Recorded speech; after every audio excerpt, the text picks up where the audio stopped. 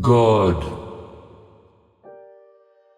Such a little word, and yet so full of meaning, if only we would consider it.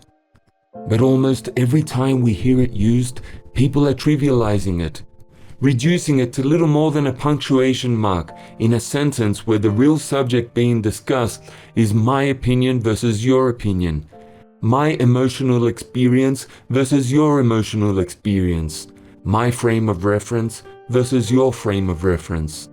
This is true of even the most respected philosophers and theologians. It's just a word, more often than not used to prove an argument, but also used as a theoretical answer to all the problems of life, or equally used as someone to blame for all the problems of life. But always it is done with little real thought about the immensity of what those three letters imply. How often do we actually confront the awesomeness of this concept we call God? They say that someone would be destroyed in the overwhelming glory of God's literal presence, but I should think that even thinking about the true extent of the greatness of God would cause our finite brains to explode. In a very primitive culture, on a small island in the middle of the ocean, it might be understandable that people there could imagine a super intelligence big enough, strong enough, and smart enough to actually make that island and put each of them on it. But with modern technology, our understanding of the universe itself, which is said to be expanding at a rate that is greater than the speed of light, and our understanding of the chemistry of life is so incredible that this, the creation itself, is totally incomprehensible for almost all of us. Any attempt to leap from that to a picture in our minds of what it was that made all this is just too much for any of us. No offense intended for any of you fundamentalists out there, but even the best stories in the Bible about creation, about the Garden of Eden, about the flood, about people being raised from the dead, even about the Creator coming to earth and revealing himself as a human being, and about this very special God-man returning to earth to set up an eternal kingdom, all of this understandably comes across as variations on all the myths and legends that religions all over the world have come up with for centuries, when we put such accounts up against the vastness of the universe and the size, much less the power and intelligence of the one who made it all. Why do we even bother to argue over the veracity of such stories? Isn't it obvious that the stories themselves fall short of explaining this great force, this supreme intelligence that put it all together? Can we do better than just fall on our faces before him, her, or it, and confess our own unworthiness to even begin to think we understand the full implications of that little three-letter word, God? I have this feeling that all our religious talk is not what he wants. In our favorite book of writings about our Creator, someone said, "Humble yourself in the sight of the Lord, and he will lift you up." Yes, that sounds like a valid message to be coming to us from this amazing wonder that we call God. Can we, in fact, do anything else but humble ourselves in view of his greatness? And yet many of us do otherwise, arguing instead either for or against the very source of our existence, as though we have it all figured out. We know that there are three of them, or we know that there really is only one, or we know that he doesn't exist at all. What a joke! Seriously, if this great being has a sense of humor at all, he must roll on his infinite heavenly floor in laughter at the audacity of the human race to think that we can say anything of worth about our Creator. Let God be God.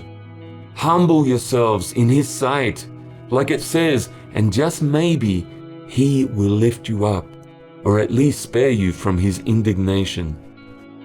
And that's another thing. The way we get our noses out of joint over every little thing he does that we don't agree with or understand. His right to be indignant, or even angry, for example.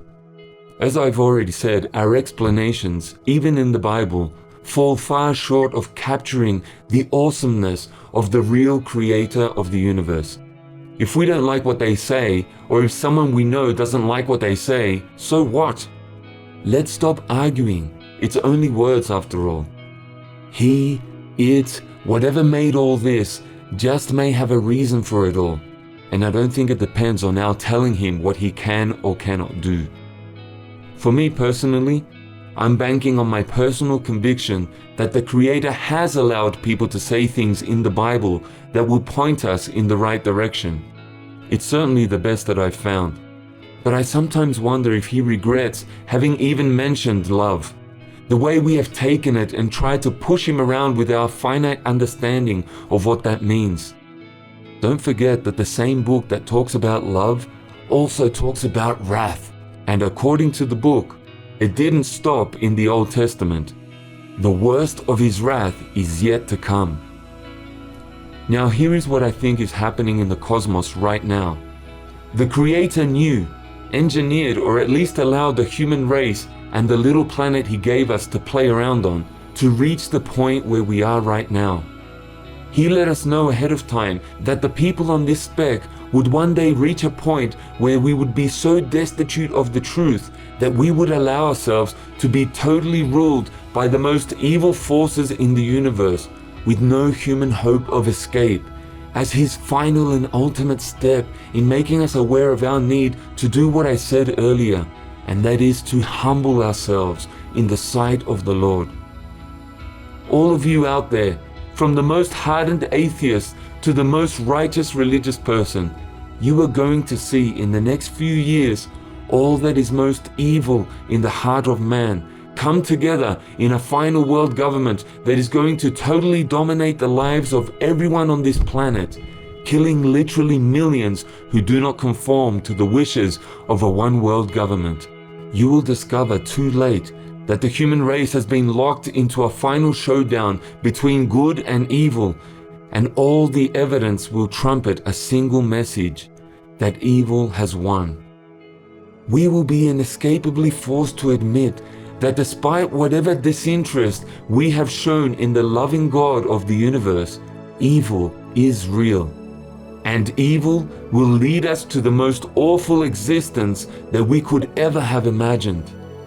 You, and I mean the very best that the church world has to offer just as much as I mean the worst atheists, you would not humble yourself before Almighty God. You would not let Him make the rules, and so you will have the alternative. You will have evil, and you will have yourself to thank for it. Your indifference, your selfishness, your lukewarmness. That is our fate. That is going to happen. Everything is coming together even as I speak. Most of you will not even turn then, but a few may have one last chance. It will mean death, certain death, and possibly a very cruel one, but it will be your only hope of escape from an eternity of such torment at the hands of an angry God who has had enough of your churchy games and your intellectual snobbery. I have friends who sometimes show glimmers of sincerity, show promise of one day getting it right with God, show enough honesty to acknowledge they don't have all the answers, but still they procrastinate. My only hope for them is that when it becomes clear all over the world, when it becomes clear that we have fallen prey to the actual prophesied beast of the revelation, then they will wake up and realize that it wasn't just talk. It wasn't just your opinion versus my opinion. It was God. Yes, God, that unfathomable force out there, the creator of all that exists. It was God who had been talking to them all along, and from whom they had turned away, hoping for some more convenient time to humble themselves.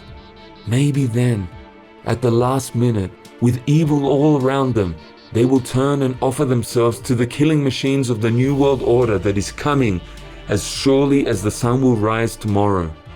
Maybe then. But how much better if you were to have faith to do it now? You could turn and let go of all that you are presently hanging on to. You could get in a few days or a few years proclaiming this great message of God's love through Christ before His wrath is poured out on the earth. Please write to us today at the address on the screen if you'd like to work with others who are preparing for what lies ahead by obeying the things that Jesus taught in the 4 Gospels. Thank you.